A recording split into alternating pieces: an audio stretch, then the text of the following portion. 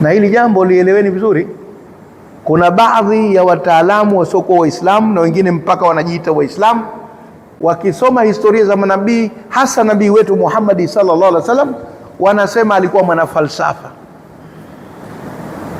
Sisi hatukatai kupewa sifa, lakini wao lengo lao kumuondolea imani ya kwamba yeye alikuwa nabii.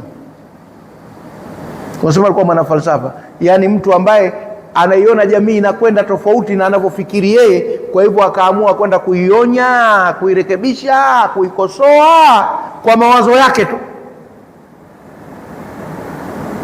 Ndio maana Qur'an inasema wama yantiqu anil hawa in huwa illa wahyun, hatamki kwa matamanio yake. Hii Qur'ani, huu ni wahi anaopewa na Mwenyezi Mungu.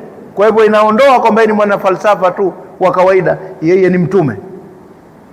Wanafalsafa wa kawaida ni watu ambao wanakerwa na jamii zao kutokana na vile zinavyoishi, alafu wanaamua kutumia fikra zao katika kuzirekebisha. Wengine wanafanikiwa, wengine hawafanikiwi, wengine na fikra zao nazo pia japo kwa zinakuja na nia kurekebisha zinakuwa mbovu vile vile.